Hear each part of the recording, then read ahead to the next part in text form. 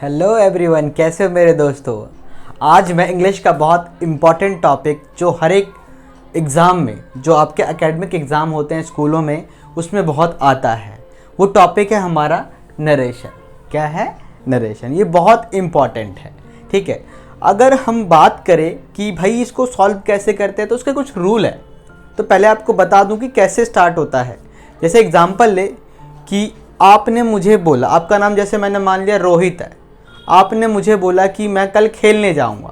ठीक है, और मैं आपके फ्रेंड को कैसे बता रहा हूँ, जो थर्ड पर्सन है उसको मैं इस बात को कैसे बताऊंगा। देखो, आप फर्स्ट पर्सन हो, मैं सेकंड पर्सन हूँ और मैं किसी थर्ड पर्सन को बता रहा हूँ। तो कैसे बताऊंगा कि रोहित ने बोला कि मैं खेलने जाऊंगा। तो ये आपका क्या हो गया? Direct speech.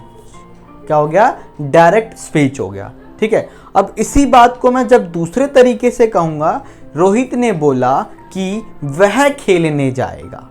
ठीक है, तो ये क्या हो जाएगा? Indirect speech. कहने का मतलब है कि किसी व्यक्ति द्वारा कहे गए वाक्य को अगर हम अलग अलग तरीके से बोलते हैं तो उसको हम क्या बोलते हैं? नरेशन बोलते हैं। ठीक है, याद रखना कि नरेशन के दो पार्ट हैं, डायरेक्ट स्पीच और इनडायरेक्ट स्पीच। क्या हो है? डायरेक्ट स्पीच और इनडायरेक्ट। डायरेक्ट में देखोगे ही सेड, इन्वर्टेड कॉमा के अंदर में क्या आता है? I want to go. He said I want to go. अगर इसी को इनडायरेक्ट स्पीच में लिखना होगा तो ही सेड, देखो हमेशा याद रखना सेड का सेड ही रहता है। ठीक है, लेकिन कुछ कंडीशन होते हैं जब वो टोल्ड में, आस्क्ड में या रिक्वेस्ट में, ठीक है, उसमें कन्वर्ट हो जाता है। तो रूल अभी मैं आपको बताऊंगा। तो इसको हम कैसे कर रहे हैं? ही सेड, इन्वर्टेड कॉमा की जगह पे that he wanted to go. कुछ चेंज नजर आया आपको इसमें? चेंज क्या आया? देखो यहाँ पे, एक मिनट में मार्कर लेता हूँ फिर बताता हूँ आपको। अगर हम बात करें, यहाँ पे इन्वर्टेड कॉमा है ना मेरे दोस्तों, इस कॉमा की जगह पे हमने क्या यूज किया? दैट का। किसका यूज किया? दैट का। अब उसके बाद ही सेड, इन्वर्टेड कॉमा आई। देखो आई यहाँ पे कौन है?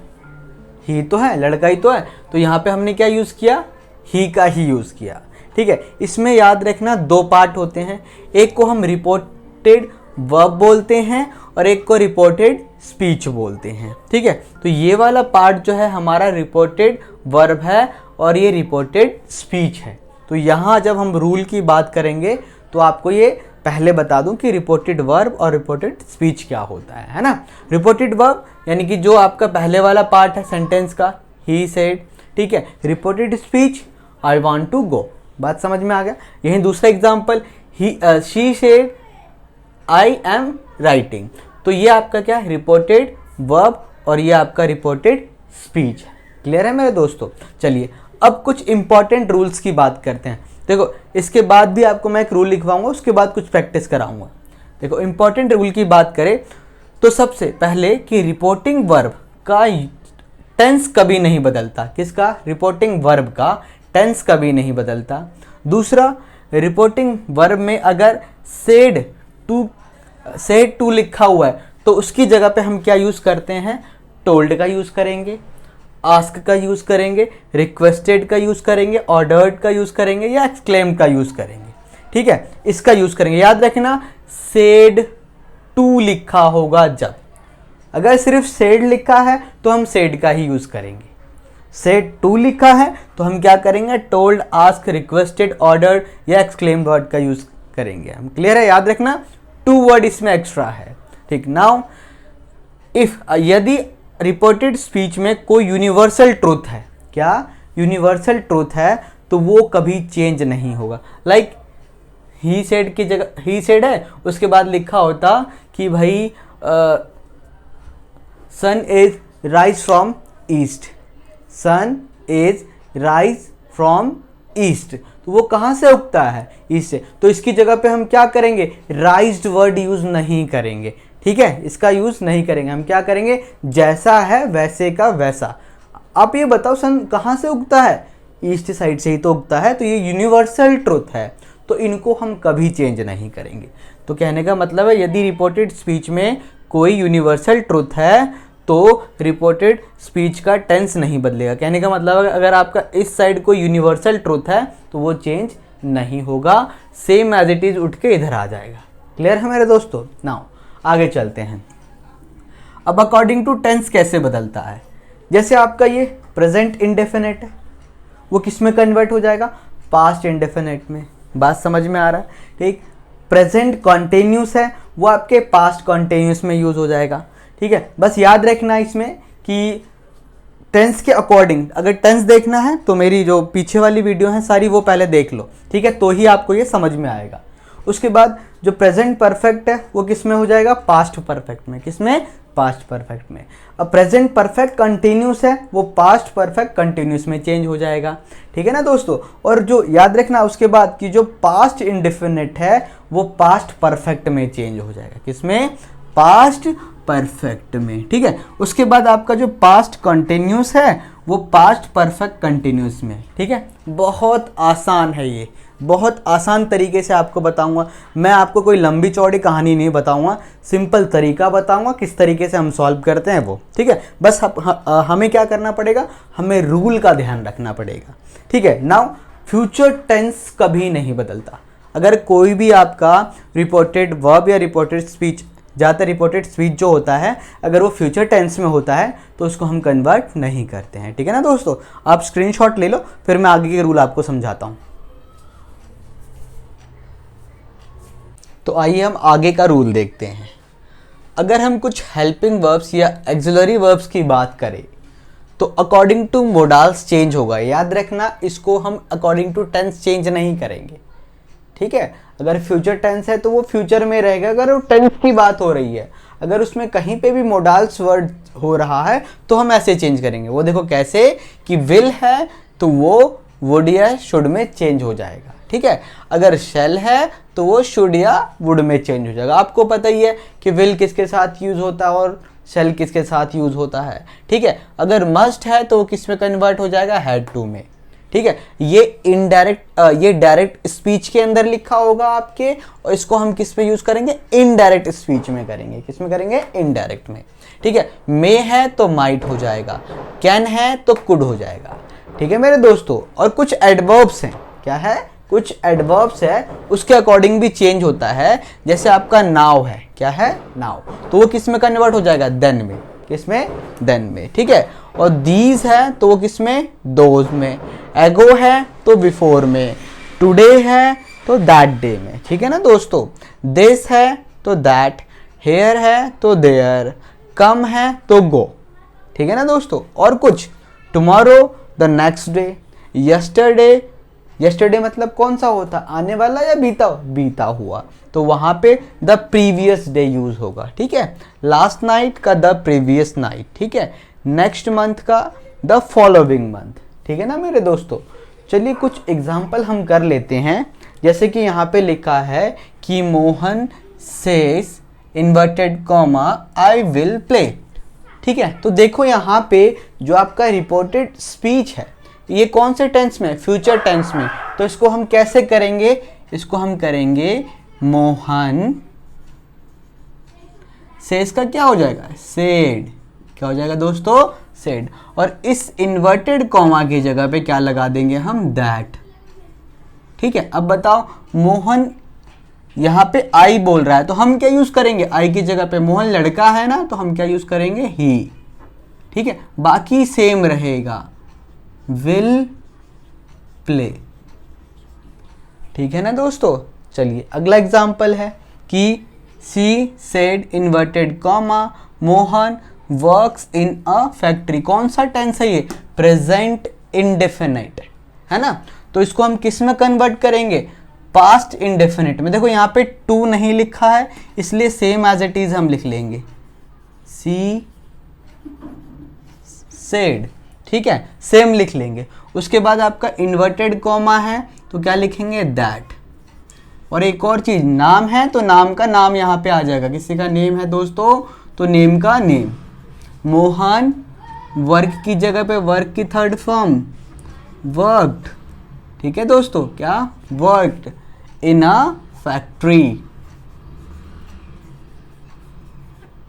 बहुत आसान है, बहुत सिंपल है मेरे दोस्तों। ठीक है, now Anil said to Sunil. देखो सेड टू आ गया, याद करो कि मैंने रूल में क्या लिखवाया था, जहां पे भी सेड टू हो वो किस में कन्वर्ट हो जाता है, टोल्ड में। ये क्या कर रहा है, देखो Anil said to Sunil I come here, वो सुनील को बताता है, कहता है तो हम क्या करेंगे, उसको बताता है, क्या, आई कम हेयर। अब अनिल क्या है, लड़का है, तो उसकी जगह पे हम क्या करेंगे, देखो ये कौन सा टेंस है, ये है past indefinite, I came here. ध्यान से देखो इसको कैसे चेंज करेंगे हम, इसको लिखेंगे अनिल टोल्ड टू सुनील। ठीक है दोस्तों, क्या हो गया, सेड टू की जगह पे टोल्ड टू। ठीक है, उसके बाद क्या, इन्वर्टेड कॉमा की जगह पे दैट, इसकी जगह पे क्या लग गया, दैट। अब अनिल लड़का है तो हम क्या यूज करेंगे, ही। ठीक है, आपको मैंने रूल बताया था पास्ट वाला कि पास्ट इंडेफिनिट पास्ट परफेक्ट में बदल जाता है, किसमें, पास्ट परफेक्ट। तो क्या होगा, ही हैड दैट, क्या हो जाएगा, दैट, दैट के बाद ही हैड, कम का, केम का थर्ड फॉर्म कम, हेयर का क्या हो जाएगा, देयर, क्या हो जाएगा, देयर। यहीं लिखा है मेरे दोस्तों, हेयर है तो क्या हो जाएगा, देयर। ठीक है, ये सेंटेंस खत्म।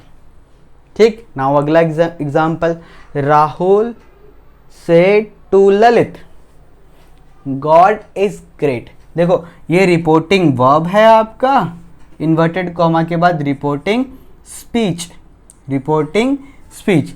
अब बताओ गॉड इज ग्रेट, ये क्या है, कौन सा सेंटेंस है, ये किसी टेंस के अंदर आता है क्या, नहीं ना, इसको बोलते हैं यूनिवर्सल ट्रुथ। हिंदी में बोले तो सार्वभौमिक सत्य, जो हमेशा ट्रुथ है।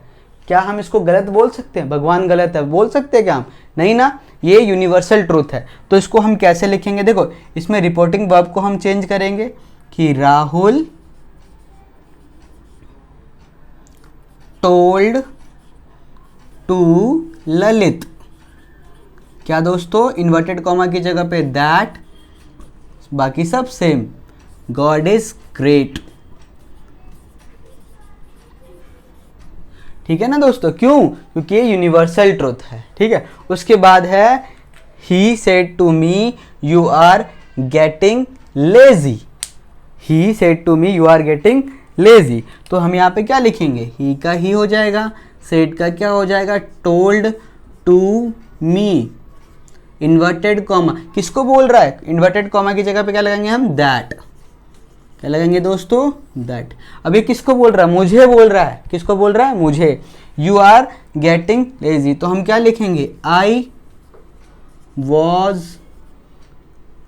गेटिंग लेजी, है ना, कि किसको बोल रहा है, ये मुझे बोल रहा है। तो मैं क्या करूँगा, आई वॉज। आपको मैंने बताया था कि प्रेजेंट कंटिन्यूस टेंस किस में बदल जाता है, पास्ट कंटिन्यूस टेंस में। ठीक है दोस्तों, आप स्क्रीनशॉट ले लो, फिर मैं कुछ और एग्जांपल आपको कराता हूँ, आपको बहुत क्लियर हो जाएगा, टेंशन की बात ही नहीं होगी। आइए दोस्तों कुछ और हम एग्जाम्पल लेते हैं, ठीक, क्योंकि ये एग्जाम्पल बहुत इंपॉर्टेंट है। हमने नॉर्मल सेंटेंस तो कर ली है, अब कुछ सेंटेंस है जैसे कि इंटरोगेटिव और आपका इम्पेरेटिव, इसमें हम कैसे चेंजेस करते हैं ये चीज़ आपको बता रहा हूँ। एक चीज़ ध्यान रखना कि इंटरोगेटिव जो सेंटेंस होता है वहाँ पे दैट का यूज़ हम नहीं करते हैं, ठीक है ना दोस्तों, वहाँ पे हम किसका यूज़ करते हैं, इफ़ का। ठीक है, और इफ़ का भी कब यूज़ करेंगे, जब हेल्पिंग वर्ब एक तरीके से इंटरोगेटिव सेंटेंस बनाता हो। ठीक है, अगर WH फैमिली वाला कोई इंटरोगेटिव सेंटेंस बनाता है तो वहाँ पे हम कुछ यूज़ नहीं करेंगे। ठीक है ना, चलिए हम कुछ एग्जाम्पल है, जैसे कि आपका है कि डायरेक्ट स्पीच में कि Radha said to Sohan inverted comma will you go now. याद रखना यहाँ पे हम आस्क्ड का यूज ज़्यादा करेंगे, इसका यूज़ करेंगे ज़्यादा, आस्क्ड का। ठीक है दोस्तों, चलिए कुछ एग्जाम्पल ले लेते हैं कि क्या लिखेंगे, रोहन आस्क्ड टू सोहन। ठीक है दोस्तों। अब देखो यहाँ पे क्या हेल्पिंग वर्ब पहले यूज़ हो रहा है, तो इन्वर्टेड कॉमा की जगह पे क्या लगा देंगे, इफ़। और एक और चीज़ याद रखना, ये जो आपका सब्जेक्ट है वो पहले यूज़ हो जाएगा, लेकिन सब्जेक्ट कौन है, लड़का है लड़की है, लड़का है, तो यहाँ पे ही हो जाएगा, विल का चेंज हो जाएगा वुड। ठीक है दोस्तों, क्या हो जाएगा, वुड। वुड गो, नाउन का क्या हो जाएगा, देन। ठीक है दोस्तों, ऐसे ये चेंज होगा। ठीक है, कोई दिक्कत तो नहीं ना दोस्तों। चलिए अगला लेते हैं कि देखो दोस्तों, मैं थोड़ा स्लो बोल रहा हूँ। स्लो क्यों बोल रहा हूँ, ताकि आपको समझ में आए। ठीक है, अगर आपको ये मेरी वॉइस स्लो लग रही है तो आप क्या करो, इसको स्पीड में करके देखो। ठीक है ना।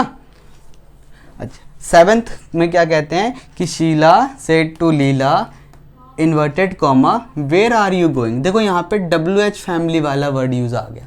ठीक है, तो यहाँ पे हम कुछ यूज़ नहीं करेंगे। कहने का मतलब है कि हम दैट की जगह पे हम ना तो दैट यूज़ करेंगे और ना ही इफ़ का यूज़ करेंगे। तो कैसे लिखेंगे, देखो कि शीला आस्क्ड टू लीला। ठीक है दोस्तों, उसके बाद हम क्या करेंगे, वेयर। ठीक है, अब यहाँ पे लड़की है तो ये पहले आ जाएगा, तो शी वॉज गोइंग। ठीक है ना मेरे दोस्तों, बात समझ में आ रहा है, वेयर शी वॉज गोइंग।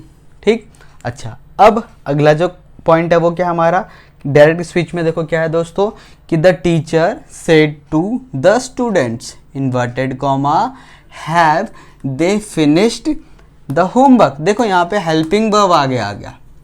ठीक है, तो आपको पता ही हेल्पिंग वर्ब आगे आ गया, तो हम इन्वर्टेड कॉमा की जगह पे क्या यूज़ करेंगे, इफ़। तो सेंटेंस कैसे बनाएंगे, द टीचर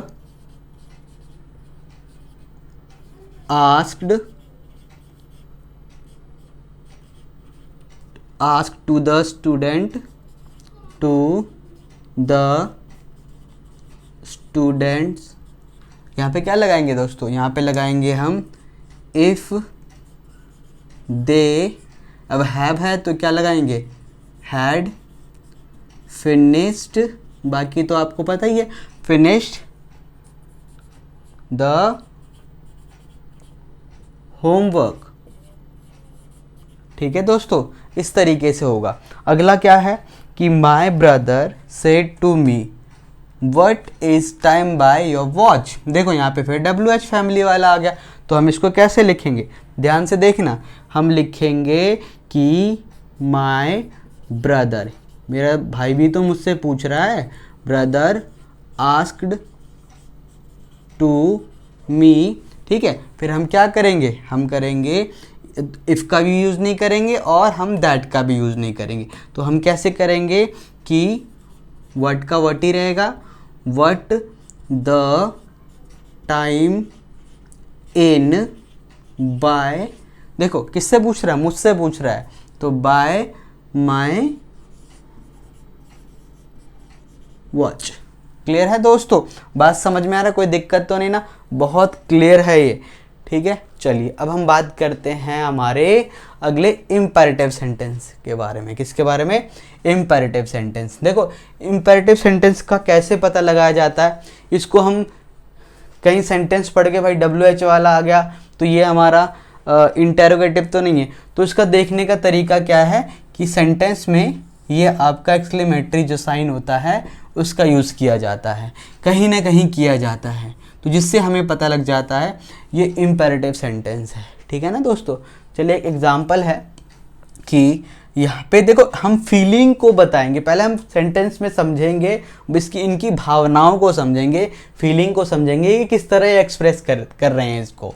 ठीक है, जैसे डायरेक्ट स्पीच में क्या है, ही सेड अलाश इन्वर्टेड कॉमा यहाँ पे, alas the old man has dead, यानी कि वो उसकी मृत्यु हो गई।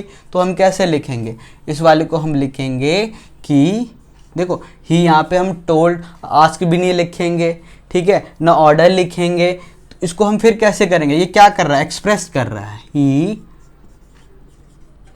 एक्सप्रेस्ड विद, कैसे एक्सप्रेस कर रहा है, दुखी में, कैसे कर रहा है, दुखी में, तो दुखी में हम इसको क्या बोलेंगे, सॉरो। क्या बोलेंगे दोस्तों, सॉरो, फिर इन्वर्टेड कॉमा दैट, फिर उसके बाद द ओल्ड मैन। अब देखो यहाँ पे क्या होगा, हैज होगा, हैड होगा, बताओ दोस्तों क्या होगा, हैड। ठीक है दोस्तों, क्लियर हो गई बात, कोई दिक्कत तो नहीं। चलिए अगला क्या है कि डॉक्टर, डायरेक्ट स्पीच में क्या होगा, she said inverted comma may God bless him with a son. ठीक है ना, पहचानने का तरीका आपको मैंने बता दिया। तो इसको हम कैसे लिखेंगे, देखो वो क्या कर रहा है, वो क्या कर रही है, प्रे कर रही है। क्या कर रही है, प्रे, मतलब प्रार्थना कर रही है। तो यहाँ पे हम क्या करेंगे, इसकी तरह नहीं करेंगे, हम भावना को समझेंगे, फीलिंग को समझेंगे सेंटेंस की। तो कैसे करेंगे हम, देखो शी, ठीक है, क्या कर रही हो, प्रेयर कर रही है। तो प्रेयर दैट गॉड, देखो इन्वर्टेड कॉमा की जगह पे दैट आ गया, गॉड मे की जगह पे क्या आएगा, माइट। ठीक है, उसके बाद दोस्तों bless him with a son. ठीक है मेरे दोस्तों, इस तरीके से होएगा। ठीक है, चलिए अगला हम देखते हैं कि डायरेक्ट स्पीच में क्या है, the player said inverted comma what a good shot. तो ये क्या कर रहे हैं, ये भी तो एक तरीके से एक्सप्लेन कर रहे हैं अपने आप को। ठीक है, तो कैसे एक्सप्लेन तो कर रहे हैं, कैसे, देखो कैसे लिखेंगे कि द प्लेयर, ठीक है दोस्तों, उसके बाद एक्सप्लेन्ड विथ, कैसे कर रहे हैं वो, surprise, what a good shot. तो कैसे दोस्तों, सरप्राइज। ठीक है, उसके बाद दैट, ठीक है, इन्वर्टेड कॉमा की जगह पे दैट। अब इसको हम कैसे चेंज करेंगे, हम करेंगे it was a good shot. ठीक है दोस्तों, इस तरीके से इसको हम सॉल्व करेंगे। ठीक है ना, क्लियर है दोस्तों। ये आपका है नरेशन। ठीक है, इसको थोड़ा आप वीडियो को थोड़ा स्पीड में करके देख सकते हैं, आपको आसानी से समझ में आएगा। क्योंकि मैं देखो आपको समझा रहा हूँ तो मैं स्लो स्लो बोलूँगा ताकि किसी को मिस ना हो जाए एक भी वर्ड। ठीक है दोस्तों, को शेयर करो क्योंकि एग्ज़ाम टाइम चल रहा है, ये बहुत इंपॉर्टेंट है। ठीक है दोस्तों, like and support, thank you.